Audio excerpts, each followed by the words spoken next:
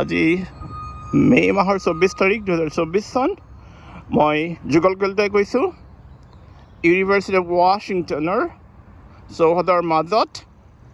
এতিয়া আপোনালোকক দেখুৱাম আৰু এটা অঞ্চল এই অঞ্চলটো হ'ল ইহঁতৰ ফাষ্টাৰ কলেজ অফ বিজনেছ যিটো আমাক অসমত আমি কমাৰ্চ কলেজ বুলি কওঁ এই ফাউণ্ডাৰ্ছ হলতেই সিহঁতৰ কমাৰ্চ কলেজৰ বা বিজনেছ স্কুলৰ প্ৰধান ঠাই ইহঁতৰ ক্লাছবিলাক হয় পেকাৰ হলত আৰু এই বিজনেছ স্কুলৰ 4টা নতুন ঘৰ আছে এই ফাউণ্ডাৰ্ছ হলটোৱে আটাইতকৈ নতুন কিন্তু এই চৌহদটো প্ৰায় 160 বছৰ পুৰণা 1860 চনমানতে স্থাপন হৈছিলে সেইকাৰণে দেখিব